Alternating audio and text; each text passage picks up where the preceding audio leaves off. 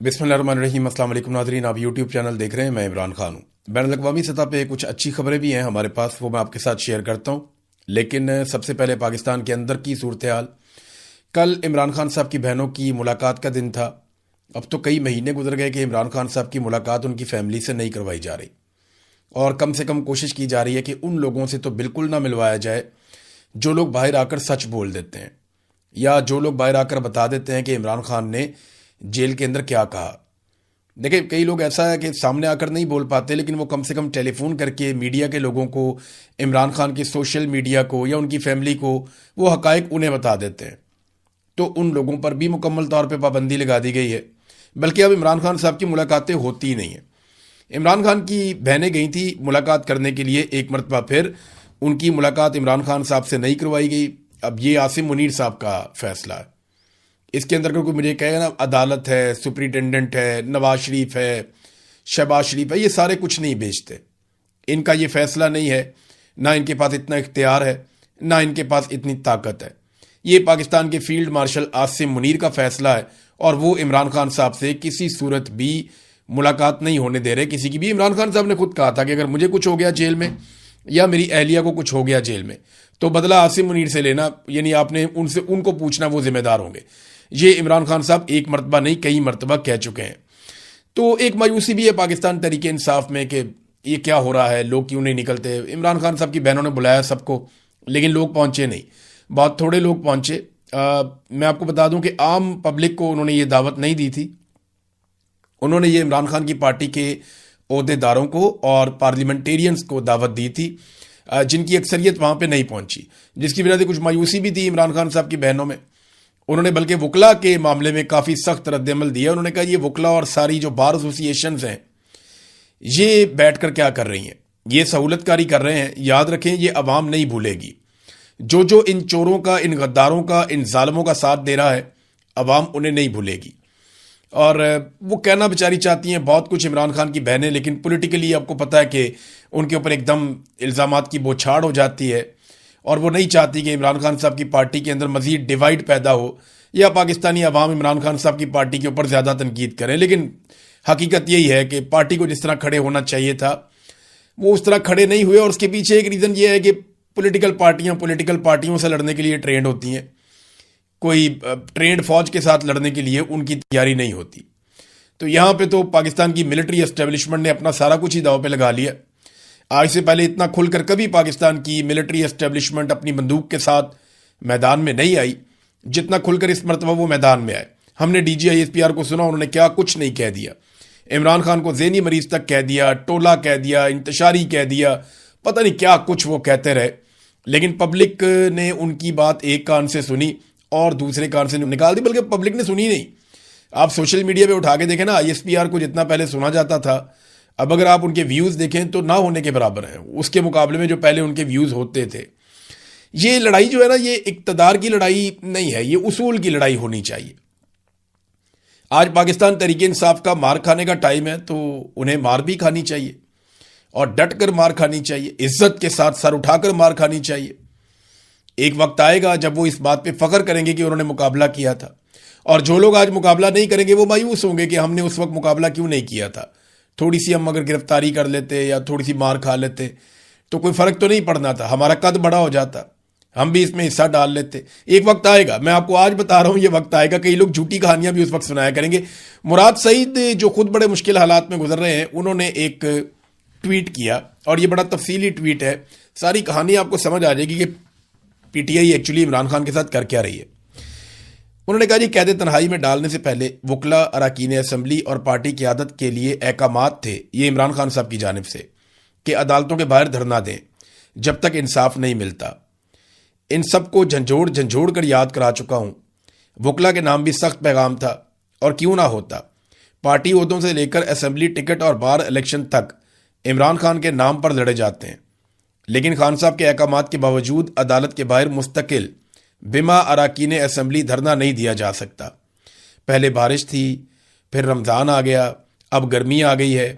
खान साहब की बीमारी, ड्रोन हमले, ऑपरेशन, बदलते हुए बैनुल-अक़वामी हालात, पेट्रोल की कीमतों में होशरुबा इजाफे, बेजा लगने वाले टैक्सेस, महंगाई के तनाजुर में तहरीक चलाने की सलाह दी। सिर्फ सूबा नहीं, मुल्क बंद करने का भी प्लान बना।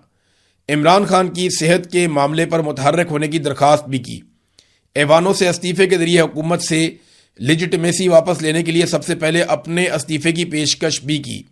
मैं ये समझता हूं कि इमरान खान की असीरी का जिम्मेदार इनमें से कोई फर्द नहीं है, बल्कि बैनुल-अक़वामी एस्टेब्लिशमेंट की ईमा पर बरसरे पैकार आसिम मुनीर, कानूनी और गैर कानूनी तौर पर उसके मातहत आने वाले इदारे और उसके इशारों पर नाचने वाली सियासी कुव्वतें। मगर क्या इमरान खान अपनी ज़ात के लिए कैद में है? क्या इसकी रिहाई के लिए अपनी पूरी कुव्वत से कोशिश करना भी किसी का फ़र्ज नहीं है? क़यादत से लेकर कौम तक किसी का भी नहीं है? अच्छा, ये बार बार मुराद सईद एक्चुअली बता रहे हैं कि जो कुछ उन्होंने पाकिस्तान तहरीक इंसाफ के साथ बात की, जो चीज़ें तय हुई, उनमें से कुछ भी नहीं हुआ। बल्कि उन्होंने बहुत सारी चीज़ें ऐसी की कि सियासी कमेटी खुद को मुहिब वतन साबित करने के लिए एमरजेंसी इजलास बुला सकती है, तंजीमी ओहदों के लिए नए नए नोटिफिकेशन कर सकती है, सूबाई हुकूमत फार्म 47 वज़ीर आज़म और सदर के साथ बैठ सकती है, कोर कमांडर हाउस का रुख कर सकती है। लेकिन जब इमरान खान साहब का सवाल होता है तो सियासी कमेटी का जवाब होता है कि तहरीक तहफ़्फ़ुज़ आईन पाकिस्तान इसका जवाब देगी। फिर उनका जवाब होता है पीटीआई की क़यादत कहती है फैमिली जवाब देगी, और फिर वज़ीर आला पे बात आ जाती है। तो ये सलीमुल्लाह कलीमुल्लाह कलीमुल्लाह सलीमुल्लाह ही चल रहा है, ये मुराद सईद ने कहा।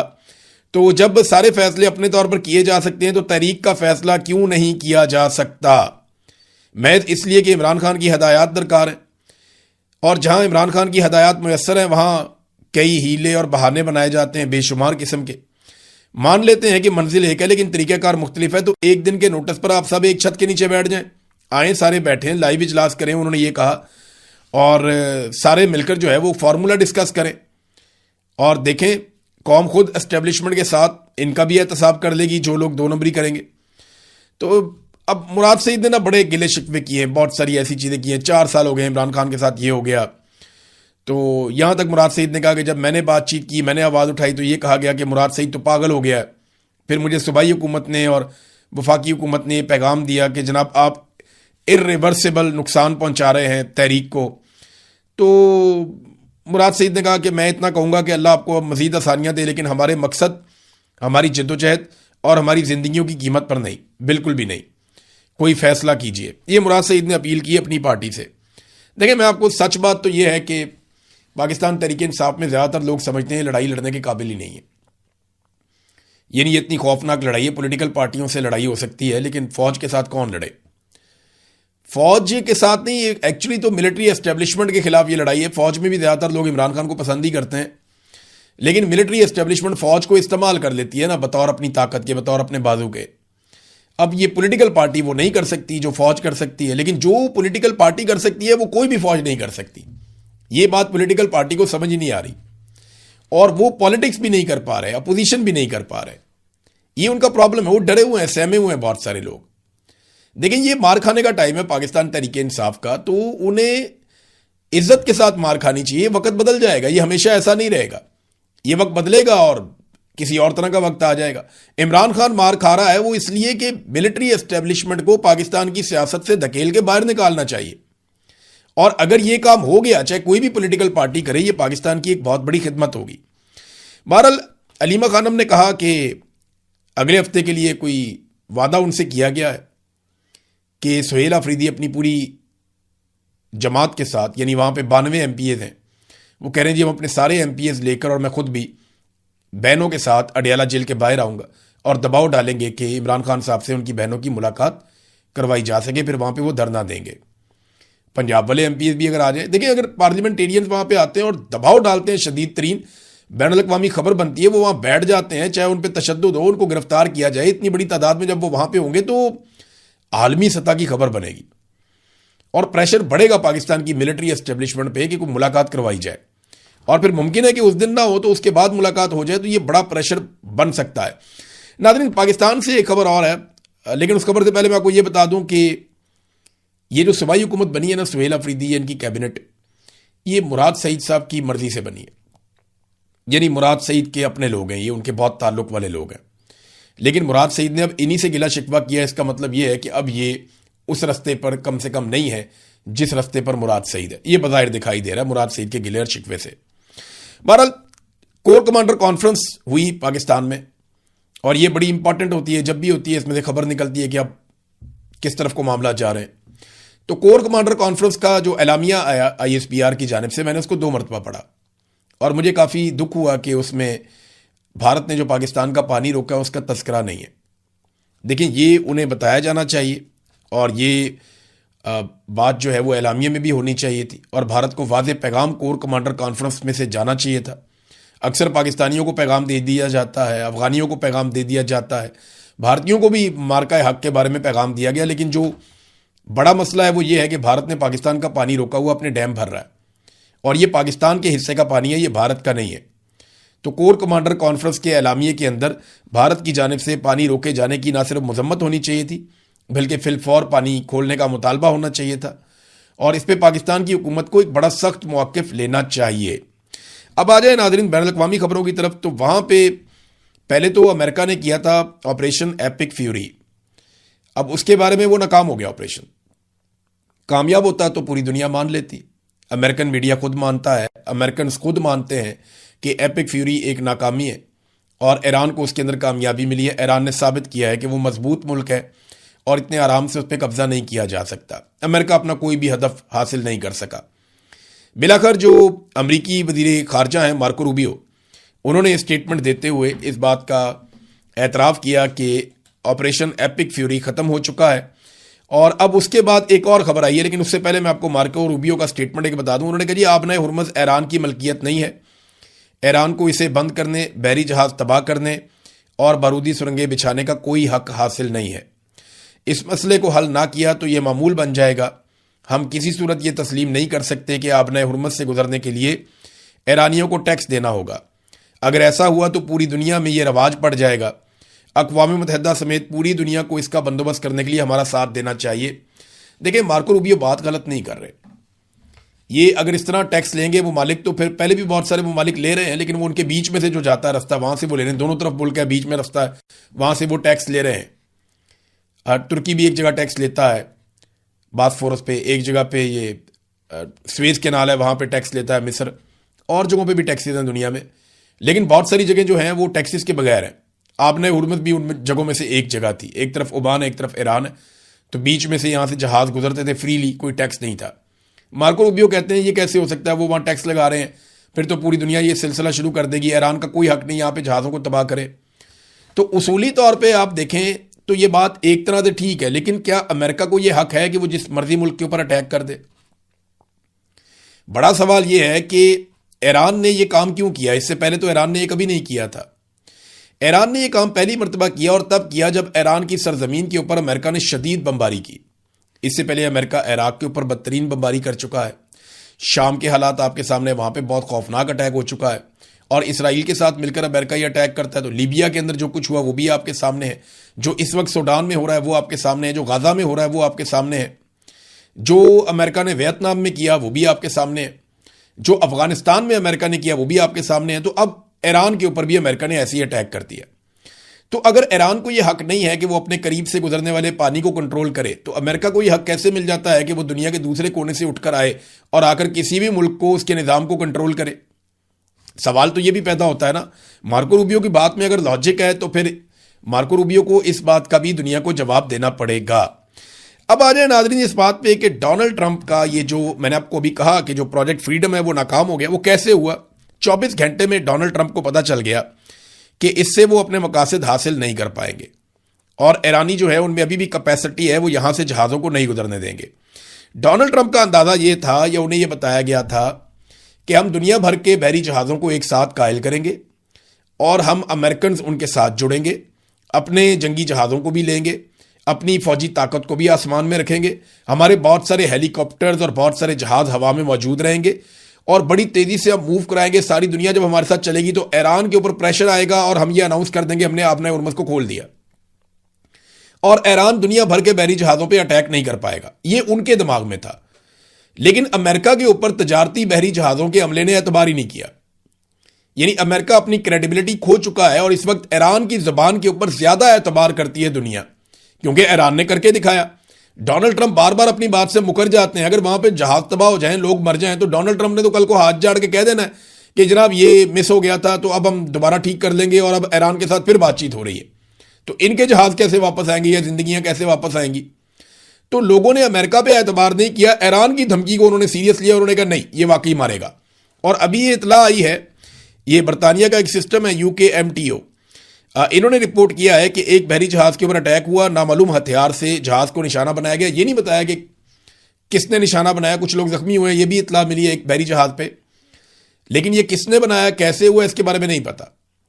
بہرحال امریکہ کا جو اندازہ تھا ایک دم بہت بڑا وہ جہازوں کا ریوڑ دے کے گزر جائیں گے آپ نے ہرمز میں سے اور ایران بے بس ہو جائے گا، پوری دنیا کے جہاز ہوں گے، وہ امریکہ کامیاب نہیں ہوا اور 24 گھنٹے کے بعد ناکامی ان کا منہ چڑھا رہی تھی اور آبنائے ہرمز جہازوں سے خالی تھا۔ ڈونلڈ ٹرمپ نے اپنی شرمندگی مٹانے کے لیے ایک مرتبہ پھر پاکستان کا کارڈ استعمال کر دیا۔ جب بھی ڈونلڈ ٹرمپ سے کچھ غلط ہو جاتا نا، وہ کہتا ہے جی مجھے شہباز شریف نے کہا، مجھے فیلڈ مارشل نے کہا، مجھے پاکستان نے کہا ہے، تو اب میں یہ کرنے جا رہا ہوں۔ وہ ہر کمزور چیز ہمارے کھاتے میں ڈال دیتا ہے۔ ٹرمپ نے کہا کہ پروجیکٹ فریڈم کو تھوڑی دیر کے لیے روک دیا جائے گا تاکہ یہ دیکھا جائے کہ آیا ایران کے ساتھ کسی معاہدے کو حتمی شکل دی جا سکتی ہے اور اس پر دستخط کیے جا سکتے ہیں۔ پاکستان اور دیگر ممالک کی درخواست ایران کے خلاف مہم کے دوران ہمیں حاصل ہونے والی زبردست عسکری کامیابی اور اس حقیقت کے پیش نظر کہ ایران کے نمائندوں کے ساتھ ایک مکمل اور حتمی معاہدے کی جانب بڑی پیش رفت ہوئی ہے۔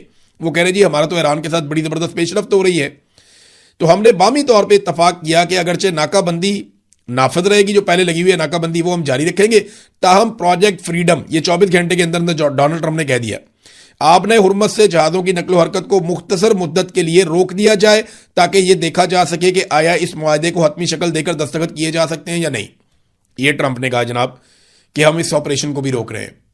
پہلے آپریشن ایپک فیوری ناکام ہو گیا، ختم ہو گیا، اب پروجیکٹ فریڈم جو ہے وہ بھی ناکام ہو گیا اور ڈونلڈ ٹرمپ نے اسے ختم کر دیا، اس کا اعلان کر دیا۔ دعویٰ یہ کیا کہ ایران کے ساتھ ہمارے کوئی مذاکرات بڑے کامیاب ہو گئے۔ اب یہاں پہ آپ ایرانی صدر کا سٹیٹمنٹ سنیں تاکہ آپ کو آئیڈیا ہو جائے کہ کیا واقعی مذاکرات کامیاب ہو رہے ہیں۔ تو ایرانی صدر ڈاکٹر مسعود پشکیان نے کہا کہ ایران پر امریکہ کے مطالبات ناممکن ہیں۔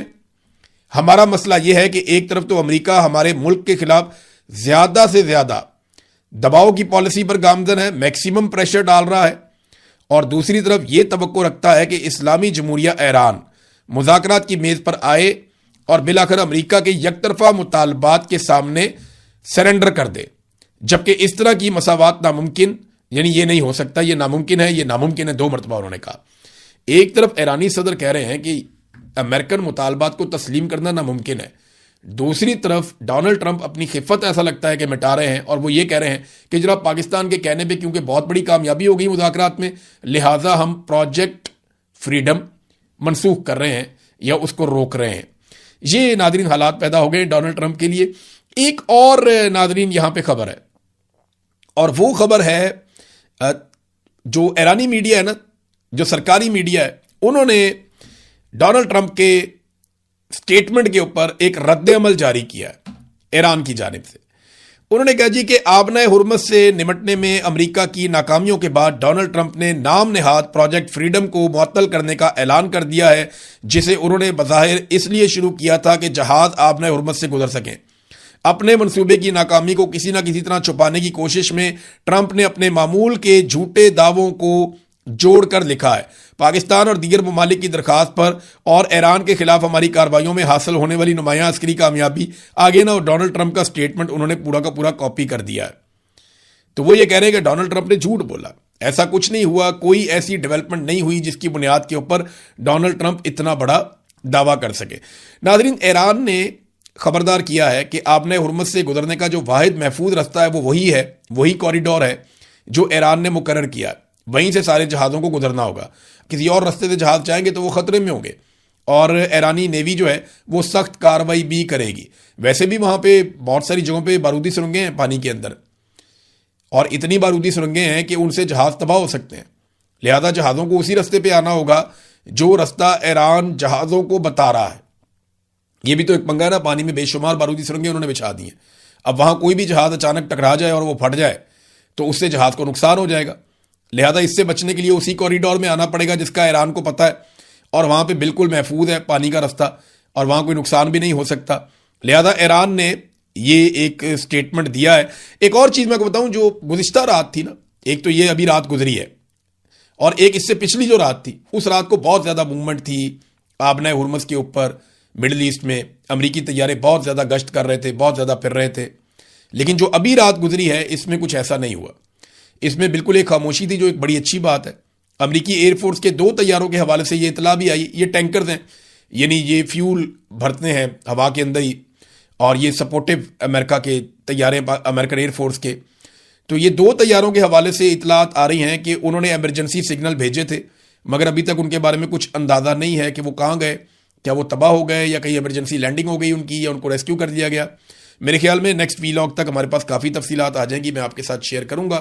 بہرحال ابھی تک آبنہ ہرمز پہ ایران کا کنٹرول ہے، اور ڈونلڈ ٹرمپ نے اپنے پروجیکٹ فریڈم کی ناکامی کا ایک طرح سے اعلان بھی کر دیا ہے. اب تک کے لیے اتنے، اپنا خیال رکھیے گا، اپنے اس چینل کا بھی. اللہ حافظ.